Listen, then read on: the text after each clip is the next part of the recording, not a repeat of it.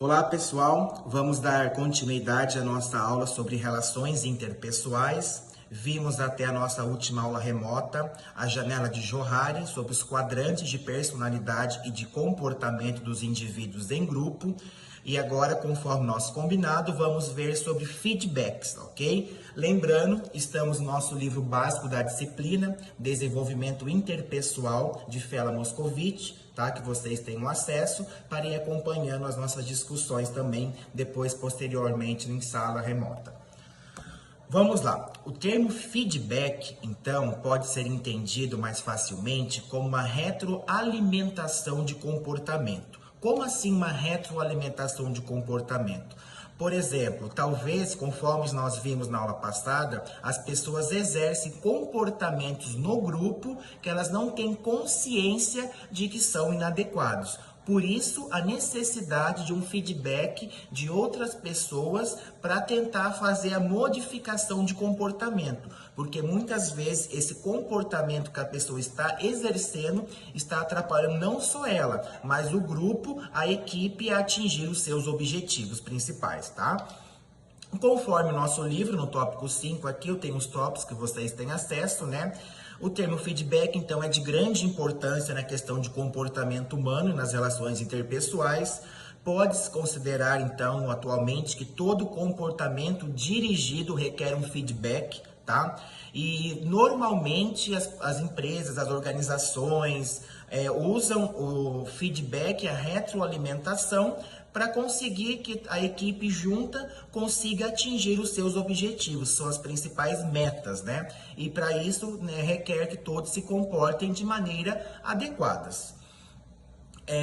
Continuando pelos tópicos aqui, como já comentamos também, no processo de desenvolvimento de competência interpessoal, o feedback é um processo que ajuda na mudança de comportamento, tá? É a comunicação que uma pessoa tem entre ela e o grupo, ou seja, eu versus os outros, tá bom? No sentido de fornecer informação para essa pessoa de como seu comportamento, a sua atuação no grupo pode estar sendo inadequada e está sendo prejudicial à equipe. Em outras palavras, por exemplo, gerentes, cargos em níveis hierárquicos mais altos, eles dão mais feedbacks para evitar demissões, né? Evitar com que a pessoa caminhe juntamente com a equipe, não atrapalhe a equipe e que ela possa permanecer na empresa. Nós já vamos ver quais são as principais dificuldades entre dar e receber feedbacks. Também é um processo extremamente delicado, ele pode ser mal interpretado e, infelizmente, às vezes ainda ele é visto como crítica, né? E ninguém gosta de receber críticas. Então, nós vamos ver primeiro quais são os tipos mais essenciais, mais utilizados sobre feedbacks e depois vamos ver essa segunda questão, tá? O primeiro tipo de feedback bastante utilizado é o feedback descritivo ao invés de avaliativo. Eu sempre falo que um feedback descritivo, ele é o mais tranquilo, né? Tanto para o comunicador, tanto para o receptor, porque ele descreve uma situação problemática e ele não aponta necessariamente ninguém de uma equipe que está ocorrendo, que está tendo participação para esse comportamento negativo. Então, o feedback descritivo ao invés de avaliativo, eu descrevo uma situação que está acontecendo aqui na organização, na empresa, no hospital, na clínica, que não está legal o comportamento dos colaboradores.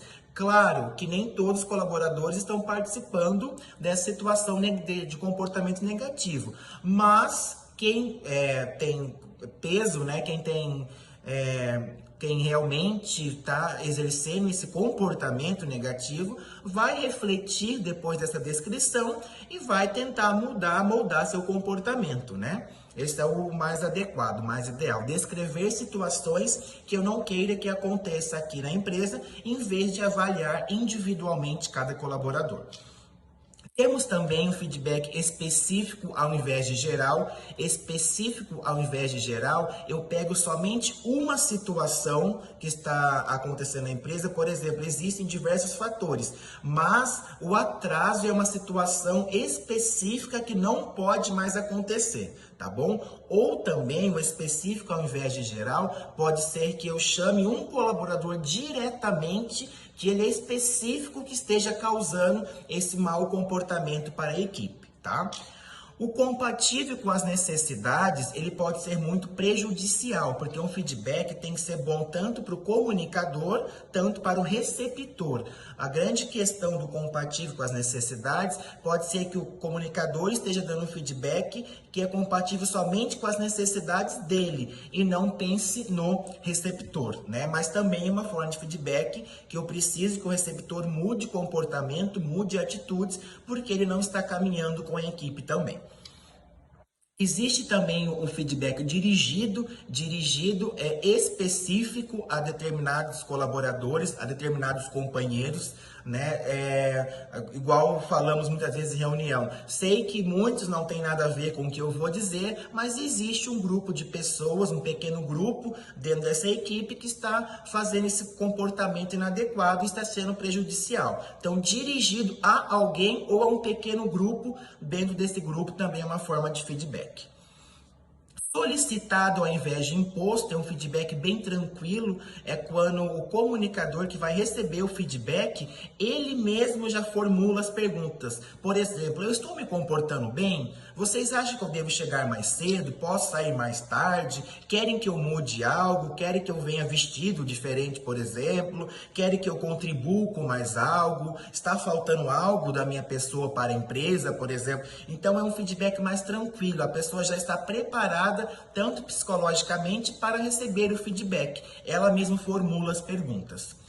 E o feedback mais também assim próximo possível de um comportamento tranquilo em questão é o oportuno, é onde o receptor pensa muito para que não cause danos. Por exemplo, ele quer dar uma notícia, um feedback é algo poucas pessoas do grupo, só que ele não quer prejudicar ninguém, não quer expor ninguém, né? Então, quando surge a oportunidade de tocar nesse assunto, o receptor fala: já que vocês tocaram nesse assunto, eu preciso dar um recado importante. Né? Gente, quando isso acontecer de novo, por favor, me procurem, vamos resolver da melhor forma, né? E ele não força o feedback, e quando surge uma oportunidade, ele acaba entregando o recado dele, tá? Esses são os resumos dos principais tipos de feedbacks, depois iremos ver mais exemplos na sala de aula, mais discussões na sala de aula remota, tá? E a grande questão, por que é tão difícil dar feedback e por que é tão difícil também receber feedback? Primeiro, é difícil receber feedback. Eu acho difícil receber um feedback, por quê? Porque normalmente nós, como seres humanos, como indivíduos, não gostamos, né, de aceitar nossas ineficiências e muitas vezes ainda ter que admiti-la publicamente. Né? As pessoas podem não estar preparadas psicologicamente para receber esse feedback, né? E daí também, em vez de a gente tentar resolver um problema, pode acabar gerando mais problemas, criando mais barreiras, né, entre uma pessoa e a outra, né?